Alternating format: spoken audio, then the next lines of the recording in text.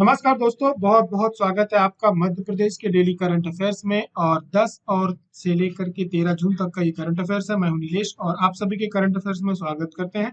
मध्य प्रदेश में लाडली बहना योजना की काफी पहले घोषणा हो चुकी थी, पेपरों के पहले। उससे जुड़ा हुआ प्रश्न भी आपने एग्जाम में सॉल्व किया। कई लोगों ने 2000 रुपये भी लगा दिए हैं। शायद मुख्यमंत्री को पता चल गया था कि बहुत सारे बच्चों ने 2000 लगा दिए हैं, तो उन्होंने आगे बढ़ करके कुछ इसमें जुड़ी हुई घोषणाएं भी करी है। इन्हीं सब चीजों से जुड़े हुए, क्योंकि अभी वर्तमान में लाडली बहना योजना में सरकार का इतना ज्यादा फोकस था कि कुछ नई चीजें उन्होंने करी नहीं है। लगभग सभी मंत्रालय, सभी विभाग इस योजना का एक तरह से आपका ये जो इसका राशि का अंतरण होना था, ट्रांसफर होना था, अकाउंट में डेबिट होने थे सभी के, तो सॉरी क्रेडिट होने थे, तो उस दिन के लिए जोर शोर से लगभग प्रोसेस चल रही थी। तो नई चीजें नहीं की गई और ये लास्ट समय था। तो अब करंट अफेयर्स कम थे, लेकिन अब जैसे जैसे हम आगे बढ़ रहे हैं करंट अफेयर्स अब चालू होंगे, क्योंकि चुनाव का समय शुरू हो चुका है। तो आज के करंट अफेयर की हम शुरुआत करते हैं आज के विचारों के साथ कि अपने सपनों को साकार करने का सर्वश्रेष्ठ तरीका है कि आप जाग जाएं। यदि आप सो रहे हैं तो जाग जाइए, क्योंकि रिजल्ट आप सभी को मिल चुका है। आपने सफलता के जो आपके साथी रहे हैं उनको सफलता की सीढ़ियों को चढ़ते हुए देखा है, उनको सफलता में पहुंचते हुए देखा है। वो भी आपकी तरह इसी तरह की किसी नाव पे बैठे हुए थे, लेकिन उनमें और आप में एक अंतर ये था कि वो इस नाव को लगातार लहरों से, बिना लहरों से टकरा करके भी, अपना दूरियों को देख करके भी, सब कुछ बाधाओं को पार करते हुए उन्होंने लगातार अपनी ये जो पतवार है इसको क्या करते रह गए, चलाते रह गए, और वो उस किनारे पर पहुंच गए जिसका लक्ष्य लेकर के दूसरे किनारे से ये चले थे। तो हमें भी अपने सपनों को यदि साकार करना है तो उसका यदि आप सर्वश्रेष्ठ तरीका है तो ये क्या है, जाग जाए, अपने जो बौद्धिक बुद्धि है उसको जगा लें और अपनी योजना पे कार्य करना प्रारंभ कर दें। इसके पहले आपको जानकारी दे देते हैं कि यदि आप एमपीपीएस से इंग्लिश मीडियम मुख्य परीक्षा के जो नोट्स है वो परचेज करना चाहते हैं, तो जो एग्जाम गुरु जी में ऑफर चल रहा था वो अब केवल 15 जून तक के लिए है। जून माह का ऑफर था ये 2495 रुपए के अभी आपको उपलब्ध है। इसके बाद इनके प्राइस में लगभग 1000 के आसपास की बढ़ोतरी कर दी जाएगी। 33 बुकलेट है, उसी प्रकार से जिस प्रकार से हिंदी मीडियम में है। 15 जून तक आप इसको ऑर्डर करते हैं, इसी प्राइस पे आपको उपलब्ध रहेंगे। और इसकी ज्यादा जानकारी के लिए नीचे दिए गए नंबर पे, आप किसी भी नंबर पे आप कांटेक्ट कर सकते हैं, व्हाट्सअप कर सकते हैं। ठीक इसी प्रकार से फॉरेस्ट की जो टेस्ट सीरीज है अभी ऑफर के साथ, जो कि 15 जून से प्रारंभ हो जाएगी। पहला टेस्ट 15 जून को आ जाएगा, इसका शेड्यूल भी आपको जल्दी उपलब्ध हो जाएगा। आप इसको ज्वाइन कर सकते हैं। 40 के आसपास इसमें टेस्ट है, 30 यूनिट वाइज है, 5 फुल लेंथ टेस्ट है, 5 करंट अफेयर्स के टेस्ट है। आगे बढ़ते हैं, शुरुआत करते हैं पिछले दिनों हमने जो देखा था उसके रिवीजन के साथ। तो अभी समाचारों में क्या हुआ, एक दिल्ली घोषणा नाम का शब्द आपको मिला होगा। ये साइबर शांति और सहयोग से जुड़ा हुआ है। G20 बैठक में खबरों में आया था। हाल ही में संयुक्त राष्ट्र सुरक्षा परिषद की जो अस्थायी सदस्य हैं उनमें कुछ चेंजेस हुए हैं। 5 नए सदस्यों को इसमें फिर से जोड़ा गया है। बात करी जाए एम्स की, तो नागपुर एम्स जो है उसको एनबीएच की मान्यता प्राप्त करने वाला ये देश का पहला एम्स है। अपनी सुविधाओं के लिए इसने ये मान्यता प्राप्त करी है। बहुत ही कठिन इसका एग्जाम होता है, एक तरह से आप ये कहें, उसके बाद ये मान्यता मिलती है। और प्रधानमंत्री मोदी ने आर्द्र भूमि मैंग्रोव संरक्षण के और अमृत धरोहर के लिए मिष्टी योजनाओं की शुरुआत करी है। इसकी शुरुआत उन्होंने पर्यावरण दिवस के दिन से करी है, और ये तीनों योजनाएं पर्यावरण से जुड़ी हुई है, इसलिए उसी दिन इसकी शुरुआत करी गई है। यदि बात करी जाए, सरकार ने mission on advanced and high impact research यानी माहिर नाम की एक योजना चालू करी है, तो बिजली के क्षेत्र में करी है। प्री की परीक्षा में आपसे इससे जुड़ा हुआ इस बार एक प्रश्न आया भी था। मध्य प्रदेश की खबरों की बात करें तो 21 जून का जो राष्ट्रीय स्तर पर योग दिवस का आयोजन होने वाला है, ये जबलपुर में होने वाला है। 13 जून को किसान कल्याण महाकुंभ का आयोजन किया जाएगा, ये राजगढ़ में होगा। ईट राइट चैलेंज प्रतियोगिता में बात करें तो मध्य प्रदेश के 9 जो जिले हैं वो इस प्रतियोगिता में शामिल हुए हैं और उनको पुरस्कृत किया गया है।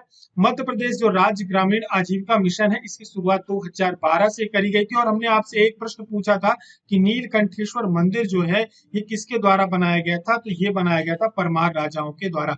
शुरुआत करते हैं राष्ट्रीय अंतरराष्ट्रीय खबरों के साथ। आज का है, निम्न में से कौन महिला के खिलाफ हिंसा की समस्या को दूर करने के लिए महिला एवं बाल विकास मंत्रालय के द्वारा एक प्रायोजित, यानी केंद्र सरकार की प्रायोजित एक योजना है, तो यह वन स्टॉप सेंटर योजना।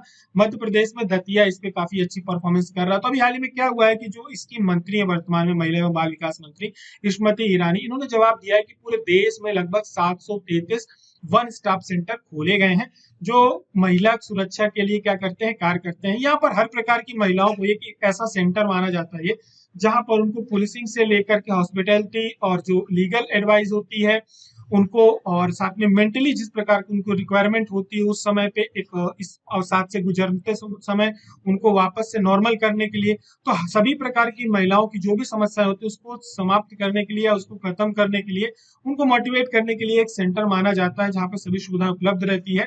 तो ये 700 से जो 733 वन स्टॉप सेंटर खोले गए हैं। और 9 वर्षों में यदि बात करी जाए तो महिला कल्याण की लगभग 34 से अधिक महिला हेल्पलाइन पर काम कर रही है। तो वन स्टॉप सेंटर क्या है? महिलाओं में के खिलाफ किसी भी प्रकार की हिंसा हो तो महिला बाल विकास मंत्रालय के द्वारा, ये केंद्र के द्वारा प्रायोजित एक योजना है।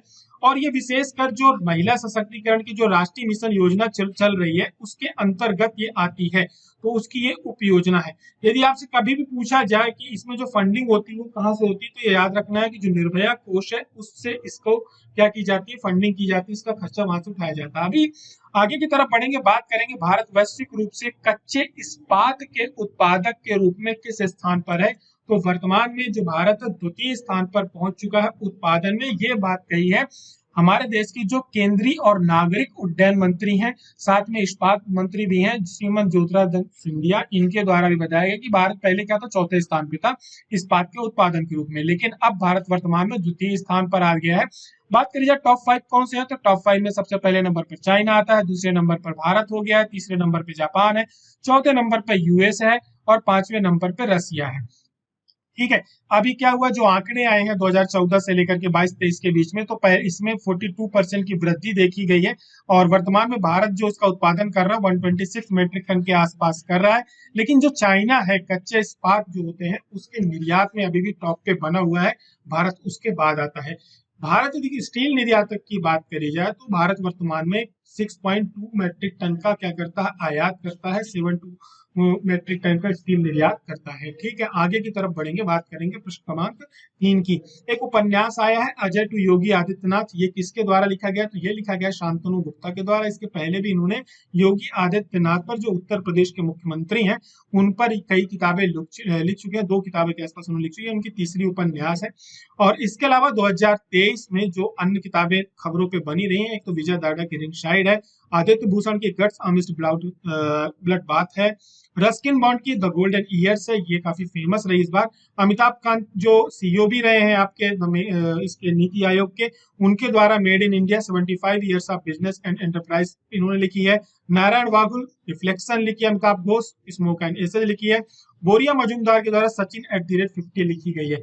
आगे की तरफ बढ़ेंगे, बात करेंगे प्रश्न क्रमांक 4 की। हाल में एंकर है गीतांजलि अय्यर, इनका इनका निधन हुआ है, तो इनका संबंध किस चैनल से रहा, तो ये दूरदर्शन की चैनल पे इनकी क्या है, सबसे पहली महिला न्यूज प्रस्तुतकर्ता थी, न्यूज रीडर थी, जिन्होंने अंग्रेजी से शुरुआत करी थी। भारत की पहली महिला अंग्रेजी महिला समाचार प्रस्तुतकर्ता थी, गीतांजलि अय्यर इनका नाम है। हम सभी ने इनको देखा हुआ है, डीडी नेशनल पे आती थी, भारत का जो हमारे सरकार का जो सरकारी चैनल है उस पर आती थी।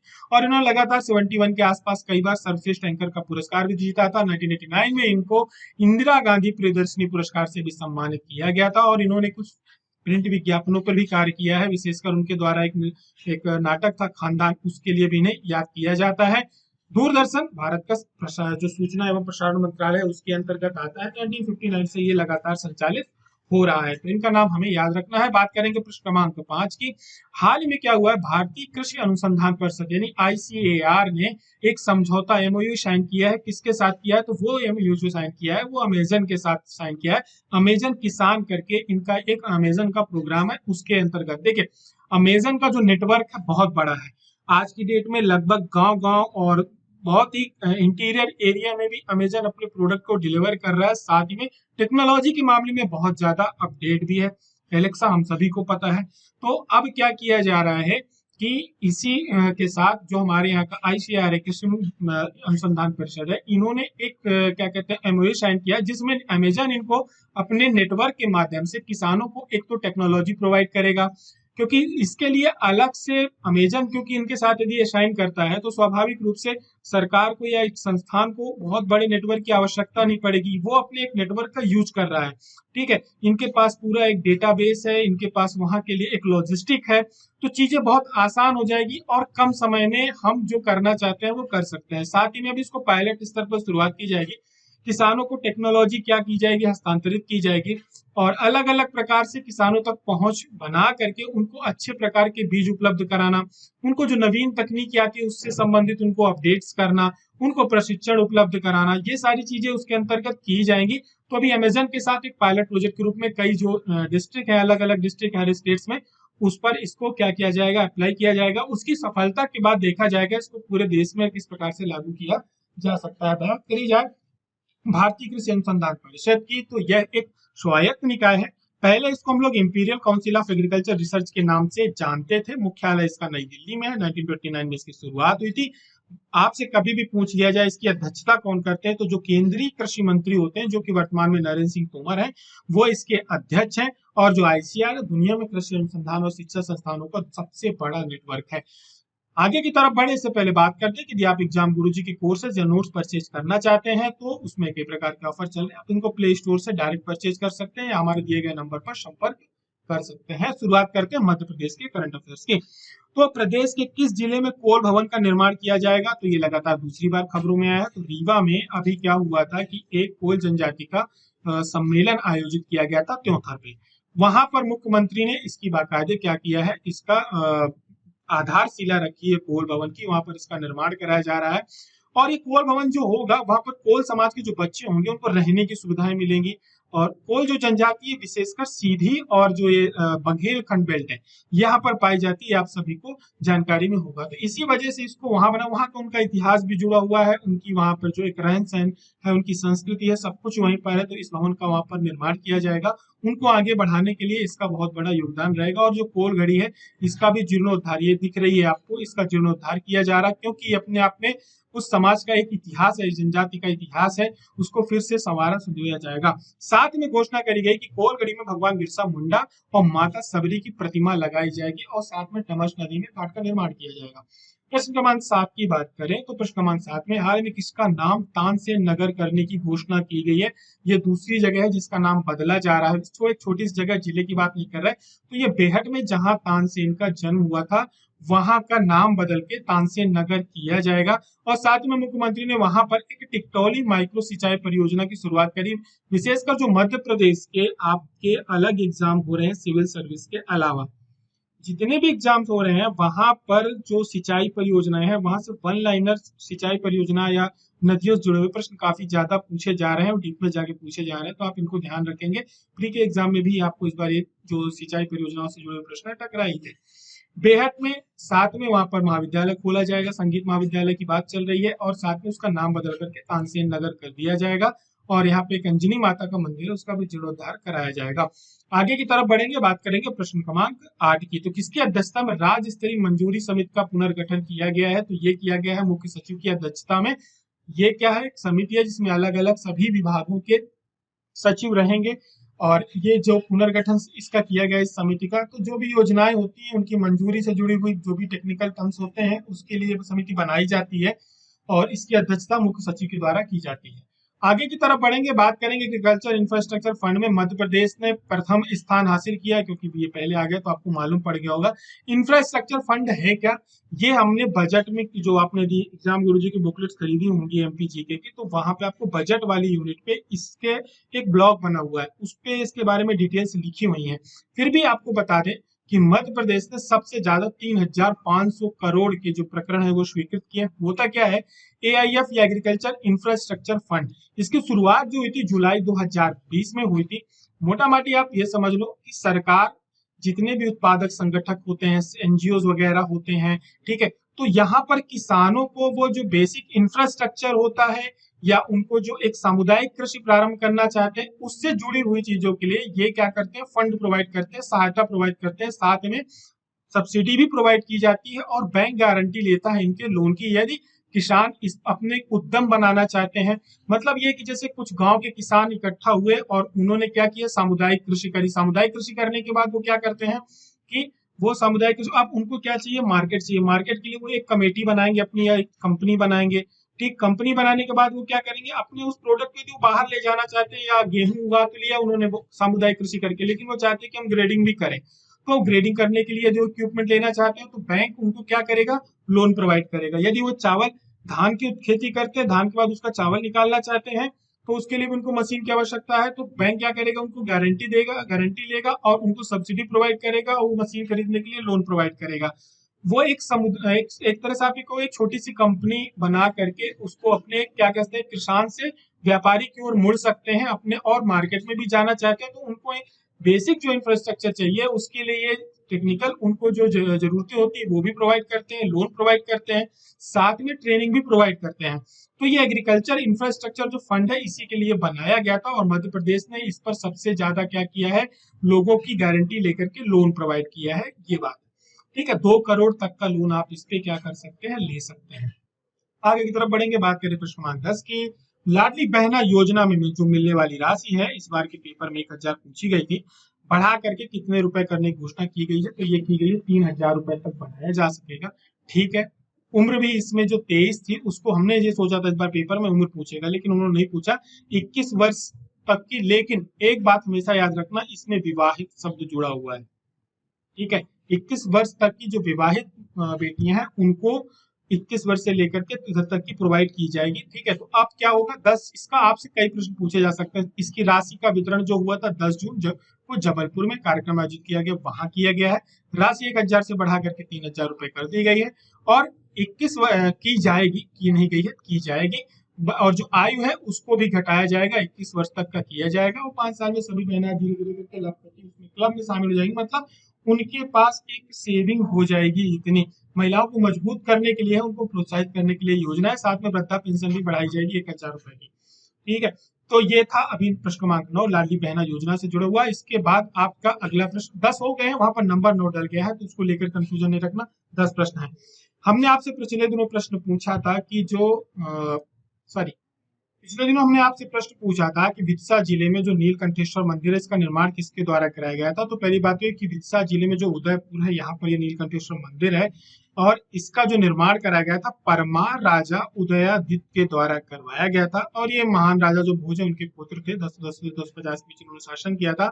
यहाँ पर 2 शिलालेख हैं जो कि 1059 से लेकर 1080 के बीच में है, जो कि परमार राजा उदयादित्य के दौरान मंदिर के निर्माण का क्या करते हैं, इसकी एक तरह से क्या कहें, ये रिकॉर्ड उपलब्ध कराते हैं, इसकी जो इसकी ऑथेंटिसिटी है उसको बताते हैं। तो ये मंदिर है, परमार राजाओं के द्वारा इसका निर्माण कराया गया था। ये प्रश्न था, आप सभी लोग इसके आंसर जरूर दें। आंसर देने वालों की संख्या बहुत कम हो गई पहले से। चलिए धीरे धीरे बढ़ेगी, करंट अफेयर्स में भी काफी सारा गैप हो गया है बीच में, लेकिन अब हम क्या रहेंगे, रेगुलर रहेंगे। और तो आप सभी को करंट अफेयर्स के में जो भी प्रश्न पूछे जाते हैं इनका आंसर जरूर करना है और अपनी मुख्य परीक्षा के लिए अपने फैक्ट्स को मजबूत करना है। तो आप 3 मार्कर के रूप में 3-3 बिंदु इसके बारे में 3 से 4 बिंदु जरूर बताएंगे।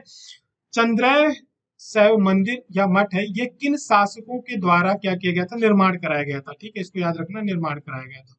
किसके द्वारा बनवाया, चालुक्य, कल्चुरी, परमार या चेदी शासकों के द्वारा। ठीक है, तो इसका क्वेश्चन का आंसर नीचे कमेंट बॉक्स में देना है और इसके बारे में थोड़ी बहुत आपको बताना है कि ये किस कला में है या किस उसमें बनाया गया पद्धति में, और इसके बाद शासकों के बारे में भी आप थोड़ा बहुत बता सकते हैं। ठीक है, और करंट अफेयर शेयर करना बिल्कुल नहीं बोले, पीडीएफ इसकी टेलीग्राम चैनल पे डाल दी जाती है एग्जाम गुरुजी के, आप वहां से इसको डाउनलोड कर लेंगे। हमारी और आपकी मुलाकात अगले करंट अफेयर्स में होती है, तब तक अपनी पढ़ाई चालू रखें।